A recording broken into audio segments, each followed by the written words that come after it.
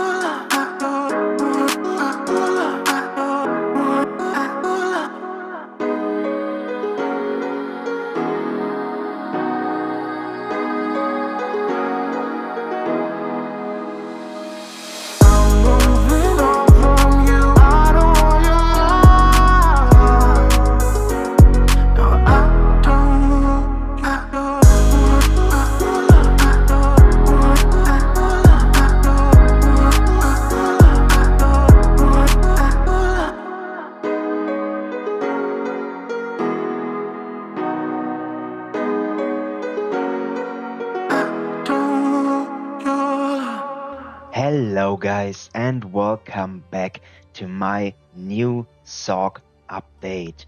Yeah, I hope you enjoyed the intro. I put a little bit more effort into this video. Also, I hope that you enjoyed the music because I made the track.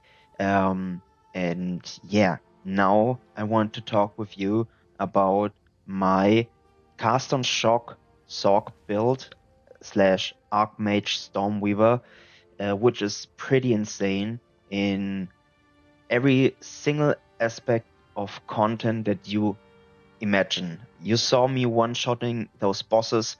You saw me stuck in a breach and just reaching to hell and not dying. And I'm gonna show you how you can maybe achieve this. But first up, you need like level 96 and about like 2 mirrors to actually pull this build off that I'm currently playing. So yeah, let's talk about it. First of all, the big change is my chest. I'm playing a chest with 60 spirit. This allows me to play Cast on Shock. And I play Cast on Shock on level 22, Corrupted, and with Lightning Conduit, with Elemental Focus, Concentrated Effect, Impetus, and Energy Retention. Yeah, what is Cast on Shock actually doing? As Spark Mage, you have the ability to shock enemies, which applies a debuff to them, so you deal more damage to shocked enemies. And when you shock, you have like this this icon over here on the top. When it reaches 100%, you use this Lightning Conduit. And this Lightning Conduit is so insane because as more shock effect you have on the enemy, more damage will do to them, and it's pretty insane. And with the Spark setup I'm running with Shock Siphon, I'm gonna explain this first because this is basically my insurance. So you read 4% of energy shields will be recovered when you do a killing blow with to a shocked enemy. And we're playing on full shock chance. Like on my wand, there's shock chance on it, and I'm gonna show you my passive tree in just a bit. But with that, I have so much shock chance that every single hit is basically a shock. And that means with every single hit, I'm restoring 4% of my energy shield. That means that I don't have to get like jewelry or passive trees with increased or faster regeneration of energy shield. I'm going to show you that because it's right over here. Like you can skill it over here. Increased energy shield recharge rate, faster start of energy shield recharge. You can get that on jewels as well. And also, you can skill this for more survivability, and a lot of you maybe also skilled this, but you don't need this anymore, and you also don't need inspiration on your spark anymore, because with my jewelry setup, I'm running like 4% mana on kill in total, so I have 2% over here, and I think another one has also 2%. Where is it? I'm gonna show the jewelry in just a bit in more detail to talk about. Yeah, and there's another one, 2%. So I get 4% mana on kill, which means that I'm basically all the time full HP / mana because I'm leeching that much, especially in a breach or so. And this is pretty massive. And also, yeah, like the basic setup with arcane tempo, controlled destruction, considered casting, and acceleration. You can also put your Orb of Storm setup with overcharge, lightning exposure, and conduction into your spark setup because the spark damage doesn't matter at all in the end. It's nice to have, but the most damage that you will do is with the shock magnitude. So I also call myself now the magnituder. It's pretty funny, and because I have so much magnitude on my jewelry, it's basically like I have double or 3 times this damage. So when your number is lower but you have high magnitude, it's okay. It's really good because as more magnitude you have, the more shock you will apply. So your shock is even higher. That means your lightning conduit will deal even more damage because the shock effect on the enemy is higher. And that's why you're playing shock magnitude on your jewelry. And for boost up your damage, I'm using the Sigil of Power. I call it Siglinde. It's Siglinde, okay, just remember this. And I'm running it with Magnified Effect and Persistence. You can also do Persistence into your Spark if you don't want to use, if you drop some damage for it, like Considered Casting or Controlled Destruction. But you shouldn't put out Controlled Destruction because I discovered that you have a base crit chance with Spark from over 9%, exactly 9%. You can see that over here. Where is it? No, you can't see it because I have this jewelry equipped. Okay, now you see it. Because this is pretty important. Control destruction is needed because we're playing lightning rod on our amulet. And lightning rod, if you didn't know that, means that your lightning damage will always be lucky. And lucky in Path of Exile 2 means that this number, because it's a pretty high range where it can roll, will roll twice. That means when you first roll a 3000 and on the second roll you roll a 30,000, the lightning rod will always pick the higher number that it rolls. In the end means a base up damage increase by 20 or 30%. Now if we crit maybe with so we deal 3,000 or 6,000 crit damage, we won't have a second roll, and 6,000 crit damage is way lower than 30,000 base damage because we don't have any amplifier to our crit damage that it will increase. So we don't want that our spark or even our lightning conduit crits. That's why. And I have like one jewelry that gives me. I can show you, so you don't think that I'm talking shit. So I have this jewelry with increased critical hit chance. If I pull this off and look now at my crit chance, it's exactly 9%. So you have a base crit chance of 9% with the skill. So you always want to run controlled destruction on your main skill when you have lightning rod to not counter yourself when you crit and don't have a second roll, and the crit is even lower because you have no crit damage amplifier. Like I said, you can also do it for lightning rod. It depends on you. I think the 9% chance on lightning rod is pretty okayish. So I don't think that it counters too much the lightning rod, but the spark even more. I mean, you gain more shock when you crit, but the crit isn't that high, and you have so many projectiles and so many monsters. In the end, you need like a solid crit setup to pull this off and not running controlled destruction anymore, in my opinion. And so I put my jewelry back in here. It's just for later because I want to swap on to crit in later on, and I just got this for 10 divines. It was a pretty damn good deal, so I take it. And yeah, that's for the spark and for the cast on shock setup. Like you can amplify your damage with the spark even higher with Orb of Storm because you have your shock setup inside of here, and you shock even more and have also the lightning exposure here, which is pretty good. Then you have your Archmage, then you have your conductivity, and if you don't know, just use Curse Ground on it. So whenever a mob is running over the circle, it automatically get applied the debuff from your conductivity. This is pretty huge.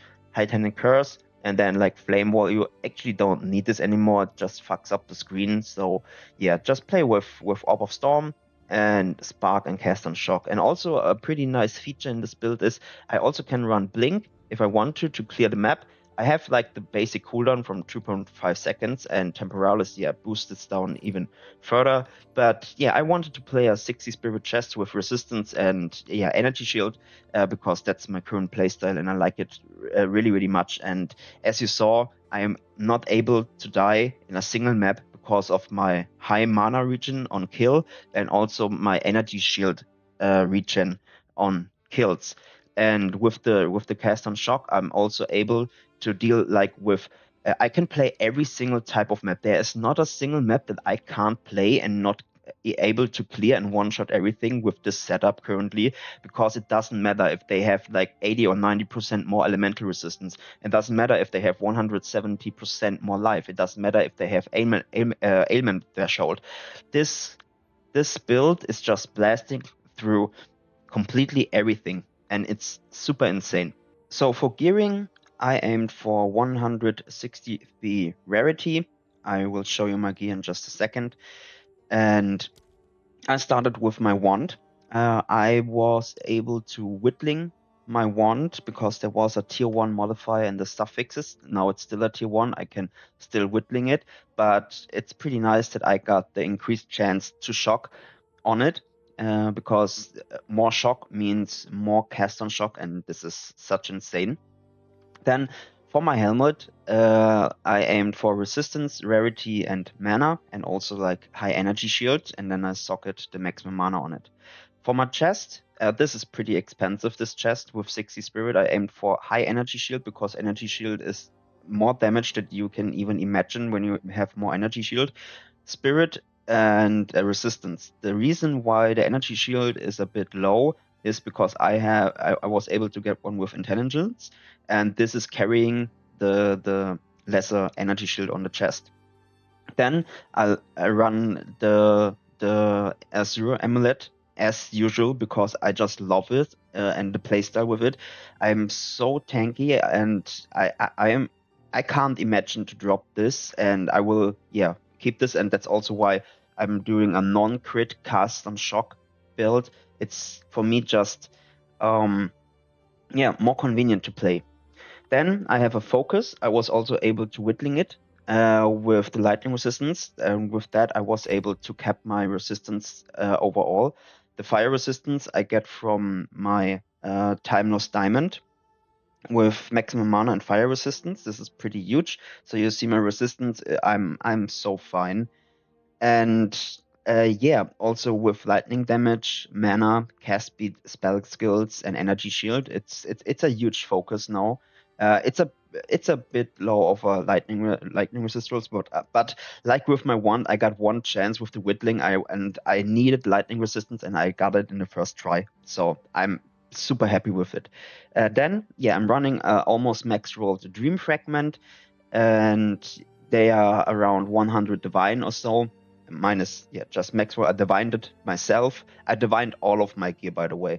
I spent like over 30 or 40 divines just to divining my gear, and currently I need to divine this ring because I'm missing out of the maximum mana, and this leads into that I have like 3,969 mana currently. I mean energy shield, because more mana means also more energy shield, and I'm also close to another bracket point for my mana. So the ring is something I'm looking to upgrade, or even my ingenuity to get like a 81 or 82%. This will help a lot to increase the rings I have. And yeah, for my gloves, I aimed for rarity, mana, and true resistance, and also high energy shield. And my boots the same. But I dropped the rarity on my boots to get 3 types of resistance. And I'm still missing like 35% movement speed, but it's fine. And then I also got like the mana flask. It's a huge game changer when you got it, because with that, you are able to not run inspiration anymore on your spark, and you can do shock siphon. Because if you get low mana, you just press this, and if you didn't know, you just press this then, and then you full mana again. And this is such a huge game changer. And with my mana on kill, I'm not able to die. You saw in the clip previously. It's so insane. And this, yeah, and just a nice little frog here to amplify the rarity a bit more on the rare monster. And this is it for here. For my second weapon set, I just got a chiming staff for Siglinde with +4 of all spell skills. You don't need to get one with +4 of all spell skills, because it doesn't amplify the damage that Siglinde is bringing you more, or how do I say it? I don't know, but you get the point. You don't need to just get a normal chiming staff with 18 or 19 Siglinde on it, and then you're pretty fine. And then for my passive skill tree, yeah, I changed a lot, because I dropped like the energy shield over here, and also the maximum resistance. I also dropped here the stun threshold and the increased maximum mana. For other stuff, this is like for my curse setup here. As you can see, it's for the second weapon set, but for the first weapon set, I just aimed to get like everything with lightning and shock that I'm able to get. Like over here, I have another increased magnitude shock you inflict, because magnitude is just so insane. And then for my jewelry, for every single piece, I aimed for cast speed, spell damage, and shock magnitude. And some of them are even good with 4 mods. I think I got one pretty good one. Like this one, yeah, I can still swap this for magnitude as well, but I don't want to drop more energy shield. I have to swap my weapon. So yeah, I don't want to drop more energy shield currently, because I think around 4,000, around 10 11,000 HP pool I have. It's pretty fine, and yeah, I can't die anymore. And yeah, I think this one is a really good one. You got the spell damage, mana on kill, and skill effect duration. Skill effect duration is such an insane modifier, because your sparks will last longer on the screen and able to hit more enemies. And this is just insane. And I also divined a lot of my jewelry here. And as you can see, some of them are pretty good, some of them are okay. And the next step here would be to get an Adorant with and then corrupted jewels for the crit setup, and then I have to respec everything as well. But yeah, and I also get a lot more magnitude from these things, but I'm currently lacking of divines because the mirror price just dropped from 480 divines to 250 divines, and this is so tilting, and yeah, it's another theme. But as you can see, I tried to get as much from the lightning masteries I am able to get to amplify my damage, and dropped some of the energy shield, and yeah, also pathed in here with my 3 second with my 3 points to get another jewelry going over here. This one is pretty insane, with the elemental damage, a cast speed, mana on kill, and increased magnitude effect of shock. Yeah, and for my Atlas tree, just for ending this video, I'm running this for like yeah, every single map currently.